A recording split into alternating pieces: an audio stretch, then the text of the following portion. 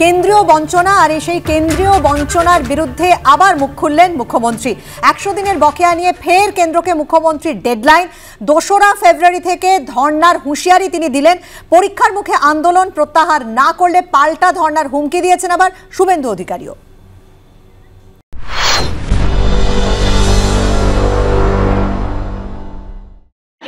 টাকা দিচ্ছে না, বঞ্চনা করছে। বঞ্চনার প্রতিবাদে আমরা 1 তারিখ পর্যন্ত টাইম দিয়েছি। আমি নিজেও অনেকবার মিট করে এসেছি। না হলে 2 তারিখে আমি নিজে ধর্নায় বসবো, আর সারা বুথে বুথে আন্দোলন চলবে। আর যারা এখনো 100 দিনের কাজের টাকা পাননি তাদের নিয়ে, আর 11 লক্ষ লোক যাদের বাড়ি ক্লিয়ার করেও বাংলার ঘর দেওয়া হয়নি, আমি একদিন তাদের সবাইকে ডাকবো। আমি সামনাসামনি কথা বলে আমাদের পক্ষ থেকে যা করার আমি চেষ্টা করব আপনাদের পাশে দাঁড়ানোর। আমি ডেকে নিয়ে সেদিন যা করার করব।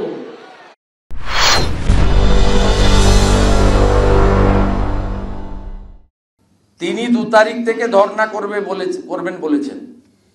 আমি প্রথমত বলবো, পশ্চিমবাংলার লক্ষ লক্ষ মাধ্যমিক পরীক্ষার্থী আপনার এবং নেতাদের বাড়ির ছেলেমেয়েরা সিবিএসসিতে পড়ে। আপনার কোনো রাইটস নেই পরীক্ষা চলাকালীন তাদেরকে ডিস্টার্ব করা।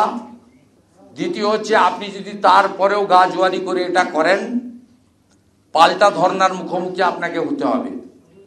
পাল্টা ধর্নাতে বহু ইস্যু রয়েছে, যেখানে বাংলার মানুষকে আপনি শুধু চুরি দুর্নীতি নয় বঞ্চিত করছেন। তাই ধর্না হলে পাল্টা ধর্নার মুখোমুখি হওয়ার জন্য প্রস্তুত থাকুন, কিন্তু আমি বিরত হতে অনুরোধ করব পরীক্ষার্থীদের স্বার্থে। অর্থাৎ মুখ্যমন্ত্রী এবং বিরোধী দলনেতা দুজনের বক্তব্যই আপনাদের সামনে রাখলাম। অন্যদিকে অভিষেক বন্দ্যোপাধ্যায় তিনিও একটি দাবি করেছেন। তিনি বলছেন যে রাজভবনের সামনে আমিও ধর্না চালিয়ে যেতে চেয়েছিলাম, তৃণমূল নেত্রী বলেছিলেন বলেই ধর্না তুলেছিলাম। কি দাবি করলেন তিনি শুনুন।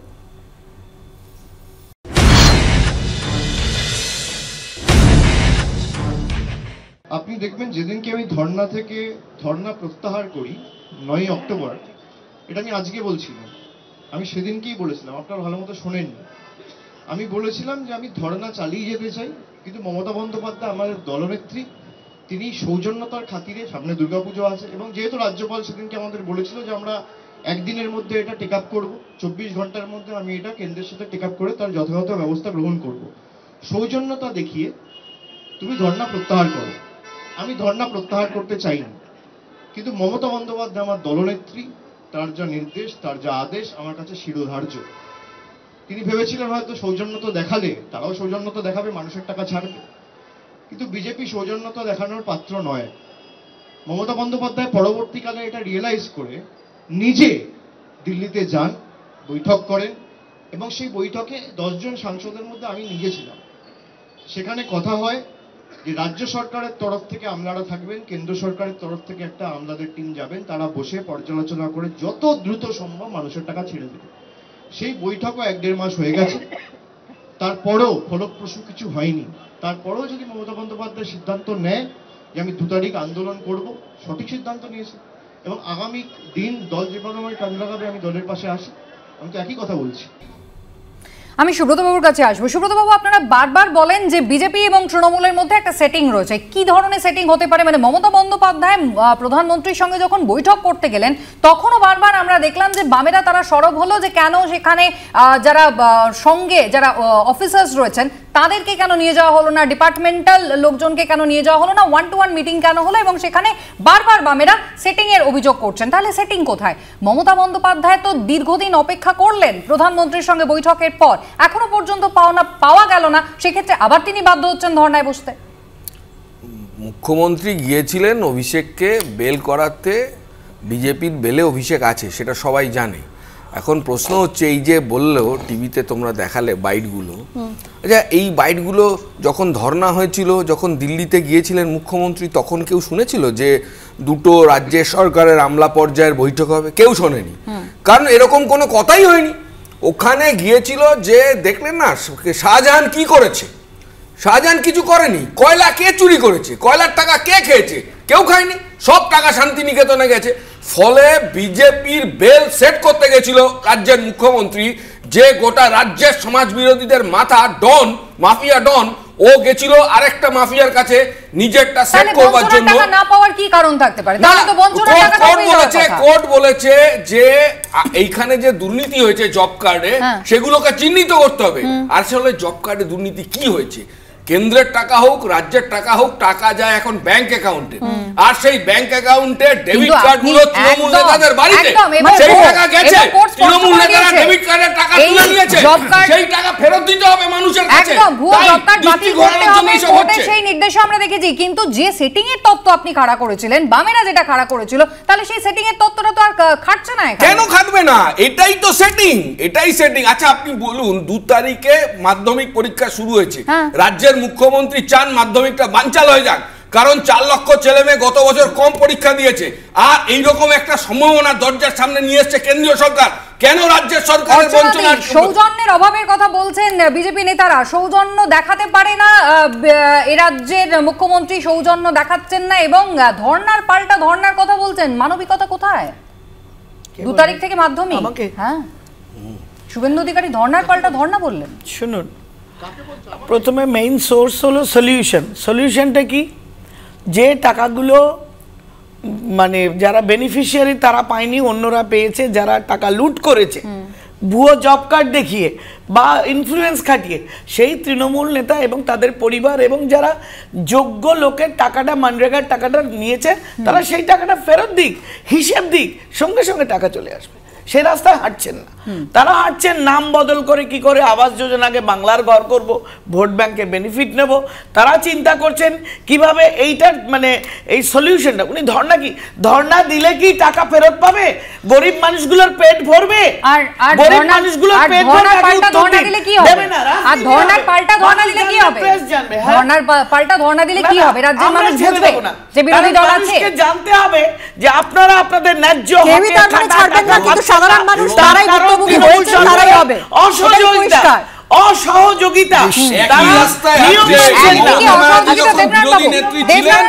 রাজ্যের বিরুদ্ধে অসহযোগিতার অভিযোগ আর কেন্দ্রের বিরুদ্ধে অভিযোগ সৌজন্যের অভাব, তাহলে সেখানে মাঝখানে পড়ে রইলেন সাধারণ মানুষ, একেবারে নিষ্পেষিত হতে থাকলেন।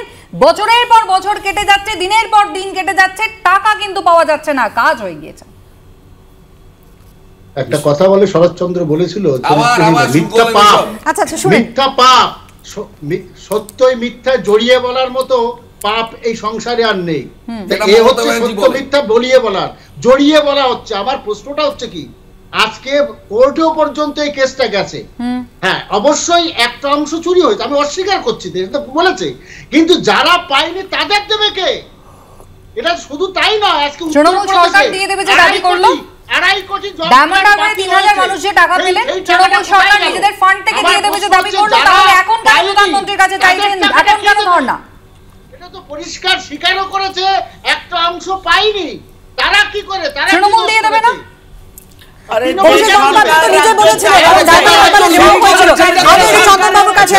চন্দনবাবু, একদিকে আমরা দেখলাম যে মুখ্যমন্ত্রী ধর্নায় বসেছিলেন, তারপরে বহুদিন পর তিনি প্রধানমন্ত্রীর সঙ্গে দেখা করলেন, বেরিয়ে এসে বললেন যে আমলাদের মধ্যে আলোচনা হবে। সেটা কতদূর এগিয়েছে অবশ্যই আমরা এখনো জানি না।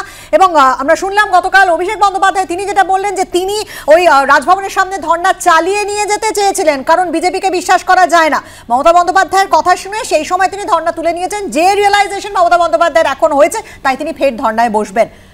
দেখো, কতগুলো মিথ্যে কথা বললে একটা তৃণমূল কংগ্রেস হওয়া যায়। আমি তোমাকে পরিষ্কারভাবে যেটা বলি, সেদিন প্রধানমন্ত্রীর সাথে দেখা করতে গেছিলেন, সেদিনকে কোনো আমলাদের নিয়ে যাননি।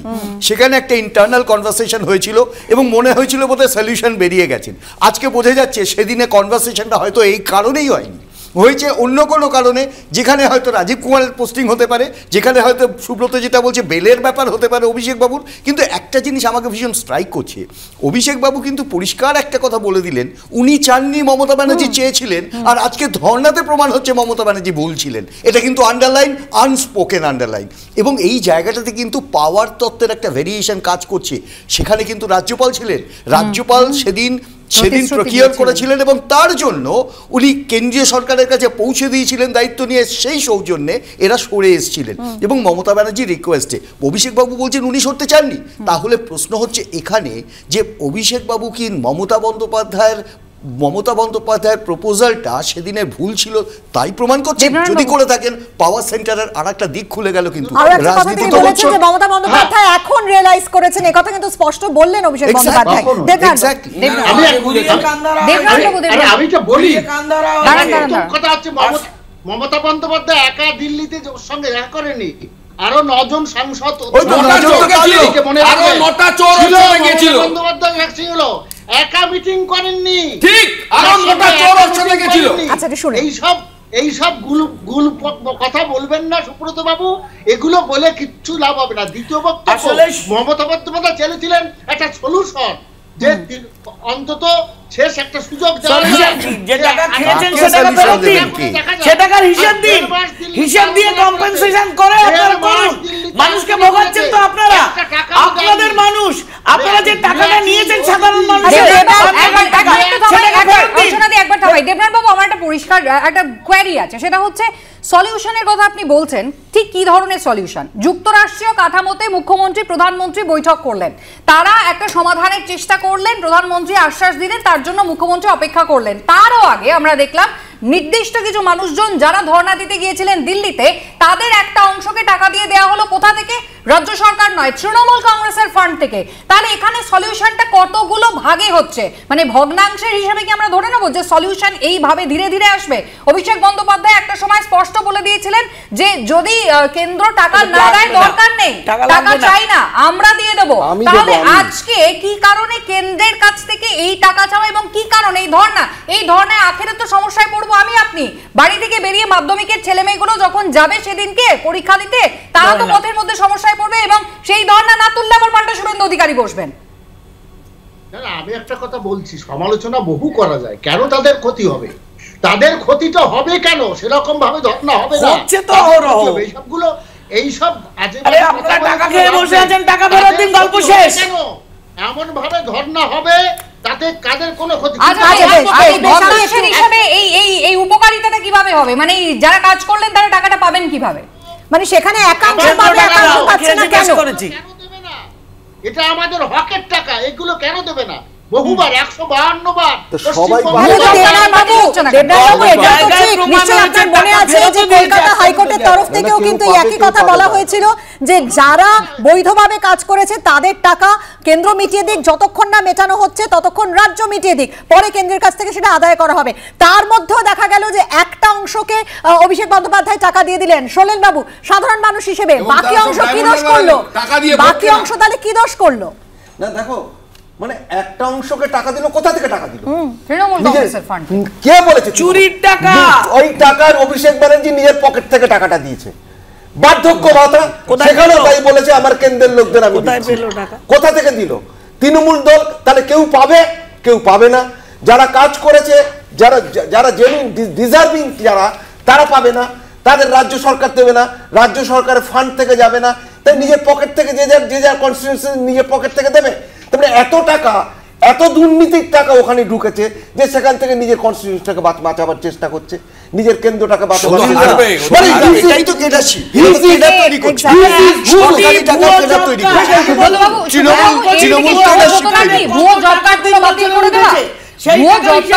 ইতিমধ্যেই চিহ্নিত হয়ে গিয়েছে কোনটা বৈধ কোনটা অবৈধ, সেটা বাতিল করে দেওয়াটা অনেক বেশি সহজ হতো না। সেটা সম্ভব নয়, কারণ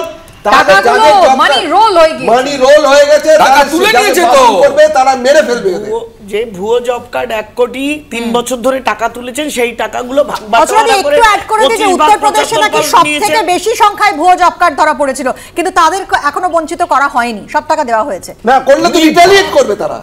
উনি বাবা উত্তরপ্রদেশ নরেন্দ্র মোদী প্রধানমন্ত্রী চেয়ার চলে যাবে উত্তরপ্রদেশে হাত দিলে।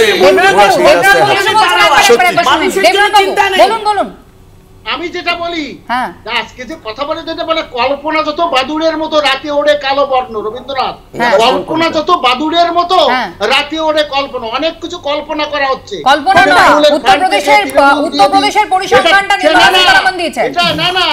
এটা অভিষেক বন্দ্যোপাধ্যায় নিজের পয়সা থেকে দেয়নি। এইটু কথা অভিষেক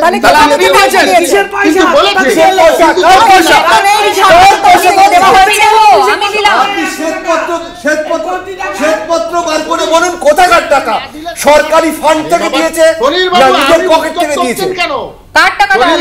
আমি বলি, হ্যাঁ বলুন। কেন্দ্র না দিলে 6 মাসের মধ্যে, জুন মাসের মধ্যেই দেবে, কিন্তু বাকিদের অবশ্যই নিশ্চয়ই। না না, যাদের দিলেন তাদেরকে কার টাকা দেওয়া হলো? সরকারের থেকে?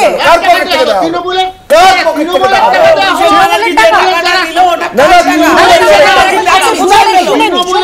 আধিকারিক বিভিন্ন জায়গায় উনি বলেছিলেন তখন এসে জনপ্রতিনিধিদের যারা কাজ করে তাদেরকে অনুরোধ করেছিলাম তোমরা আমার সঙ্গে টাকাটা দাও।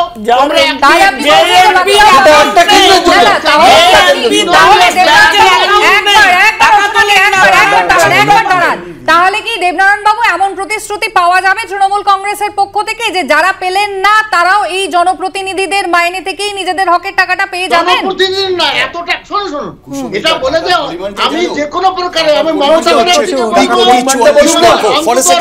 টাকার পরিমাণটা হচ্ছে 20 কোটি 44 লক্ষ। আরে জনপ্রতিনিধি যারা আছেন 22 জন, তারা প্রতিদিনে দিলে প্রতিনিধিরা তাদের মাইনা এগুলো এই ধরনের মিথ্যা প্রচার করবে না। ইডি সিবিআই এর মতো কেন্দ্রীয় এজেন্সিকে রাজনৈতিক প্রতিহিংসায় ব্যবহারের অভিযোগে সুর চড়ালেন মমতা বন্দ্যোপাধ্যায় এবং বিজেপিকে নিশানা করে তিনি যেটা অভিযোগ করলেন যে ওরা এজেন্সি ভয় দেখিয়ে ভোট করাতে চায়, পাল্টা তৃণমূলের কড়া সমালোচনা করেছে বিজেপি। শুনে নিন। ওরা ভয় দেখিয়ে ভোট করতে চায়, বলবেন ভয় দেখাবে না, এজেন্সি দিয়ে ভোট করতে চায়, ভয় দেখিয়ে ফোন করে করে বলে শোন না তুই যদি আমাদের সাথে না আসিস তোর বাড়িতে ইডি পাঠিয়ে দেবো। যিনি নিজে এই দুর্নীতির স্রষ্টা, জনক এবং দুর্নীতির সবচেয়ে বড় ভাগীদার, যিনি নিজে চোর, যার নামই এখন চোর মমতা হয়েছে। অনেকে আমাকে রিকোয়েস্ট করেন যে ডাকাত মমতা কেন বলেন না। ইডি কি করবে? সিবিআই কি করবে? আজ আছে কাল নাই। বিজেপি করলে সাদা আর তৃণমূল করলে কাদা। বিজেপি করলে চোরগুলোকে ঢুকিয়ে দিচ্ছে ওয়াশিং মেশিনে। কোন কোন স্ক্যামগুলো কেন্দ্রীয় সরকার ডাইরেক্ট ইনভেস্টিগেশনের অর্ডার দিয়েছে। মিড ডে মিলের ক্ষেত্রে আমার বিরোধী দলনেতা হিসেবে দেওয়া তথ্য প্রমাণ অভিযোগের ভিত্তিতে যে টিম এসেছিল, সেই টিমের রেকমেন্ডেশনে ক্যাগের অডিট রিপোর্ট এবং জয়েন্ট ইন্সপেকশন টিমের জিআরএম এর রেকমেন্ডেশনে সিবিআইকে দেওয়া হয়েছে প্রাথমিক তদন্ত করার জন্য। এই দুটো বিষয় ছাড়া সমস্ত স্ক্যাম এবং যারা ভিতরে জেলের ভিতরে আছে সমস্ত আপনার কোর্ট মনিটরিং এবং কোর্টের হস্তক্ষেপ হয়েছে। অর্চনাদি, না আপনাদের সৌজন্য আছে, না আপনারা যুক্তরাষ্ট্রীয় কাঠামো মেনে কাজ করেন এবং না আপনারা এখনো পর্যন্ত এজেন্সিকে ছাড়া চলতে পেরেছেন। তৃণমূল কংগ্রেসের দীর্ঘদিনের অভিযোগ, এই রাজ্য সরকারের দীর্ঘদিনের অভিযোগ। আমি মুখ্যমন্ত্রীর বক্তব্যটা একটু আগে দেখালেন, সেখান থেকে আমার একজন ডাক্তার হিসেবে মনে হলো যে উনি একটা ফিয়ার সাইকোসিসে ভুগছেন। ওনার মনে হচ্ছে যে ভোট পেরোতে গেলে আমি যেই অস্ত্রগুলো ব্যবহার করি সেগুলো যথেষ্ট নয়, তিনি তাই জন্য উল্টোপাল্টা বলতে শুরু করে দিয়েছেন। প্রথম কথা হলো, দেখুন আমরা দেখেছি তিনি রেড রোডে ঈদের নামাজ থেকে কাফেরদের বিরুদ্ধে ইনশাল্লাহ কী সব বলেছেন, জিহাদ শব্দটা ব্যবহার করে তিনি একটা শ্রেণীকে ভাগ করে দিয়েছেন। এটা কোনো মুখ্যমন্ত্রীর মুখে সাজে না। আপনারাও তো হিন্দুত্বের ধ্বজা তুলছেন। না না না, আমি যেটা বলছি, উনি চাইছেন যে আরো ট্রেন বাস চলুক, উনি চাইছেন এই ট্রেন বাস চলার রাস্তা আমি আপনাকে এখানে থামাবো, একদমই নয়, আমি আপনাকে এখানে থামাবো, একেবারেই নয়। রাজ্যের প্রশাসনিক প্রধানের বিরুদ্ধে আপনি এই ধরনের অভিযোগ আনতেই পারেন না। যিনি রাজ্যের আইন শৃঙ্খলার দায়িত্ব নিয়েছেন, যিনি রাজ্যের প্রশাসনিক প্রধান, যিনি রাজ্যের পুলিশ প্রধান, তার বিরুদ্ধে আপনি কোনো তথ্য প্রমাণ ছাড়া এই ধরনের অভিযোগ অন এয়ার আনতেই পারেন না দেবনারায়ণ সরকার। ওই যে বলে না, তুমি এদের কর্ণধর, তুমি এদের ত্রাণ করো ভাই, নইলে সবই অন্ধকার। আজকাল সিবিআইডি কে সুকুমার রায়ের কথা বলা, তুমি সিবিআইডি দিয়ে আজকে ভোট করাতে চাচ্ছে ঠিকই, সিবিআইডি ভোট করে দিয়ে নিশ্চয়ই সিবিআইডি ভোট করে চুরি করে বান্ধবীকে খাটের তলায় 51 কোটি ঢোকালে সিবিআই। বেশ সংক্ষেপে সুব্রতবাবুর কাছে যাব। সুব্রতবাবু, মমতা বন্দ্যোপাধ্যায় বলেই দিয়েছিলেন, এর আগেও আমরা শুনেছিলাম যে এরপরে সরকার যদি বদল হয়, মোদী সরকার যদি আর না থাকে, তাহলে কিন্তু এই কেন্দ্রীয় এজেন্সিগুলোর কোনো অস্তিত্বই আর থাকবে না। তাহলে এই কেন্দ্রীয় এজেন্সিগুলোকে নিয়ে এত চিন্তা কিসের? আরে ও তো উনি যখন বিরোধী নেত্রী ছিলেন তখন একটা মানে চারপে মারা গেলে উনি বলতেন সিবিআই তদন্ত, এখন সিবিআই ভয় পাচ্ছে। আর দেখুন বিচারপতি অমৃতা সিনহার হাজব্যান্ডকে তার বিরুদ্ধে সিআইডি লাগাচ্ছে, একই এজেন্সির খেলা, ও এজেন্সির খেলা এও এজেন্সির খেলা, এইটা বন্ধ করা দরকার। এজেন্সি কি সরকারের চাকর হবে? এজেন্সি কি রাজনৈতিক চাকর হবে? হ্যাঁ, খুব স্বাভাবিক। এখানে একটা কথা পরিষ্কার, সেটা আমি মানে এখানে কোনো প্রশ্ন তোলার জায়গা নেই যে রাজ্য সরকার যেখানে দাঁড়িয়ে আছে সেখানে এই এজেন্সিসের ক্ষেত্রে একটা ভীতি সন্ত্রস্ত হয়ে আছে, এটা কোনো সন্দেহ নেই। কিন্তু সেটা কি আদপে তাই? বিভিন্ন ক্ষেত্রে প্রমাণিত সত্য এটাই এখনো পর্যন্ত রিয়েলাইজেশন, এই এজেন্সিগুলোও তো ফেভারের কাজ করছে। এজেন্সিকে রাজনৈতিক উদ্দেশ্যে ব্যবহার করা হচ্ছে দীর্ঘদিন ধরে বিভিন্ন রাজনৈতিক দল সেই একই অভিযোগ করে। সকলকে ধন্যবাদ আলোচনায় অংশগ্রহণ করার জন্য।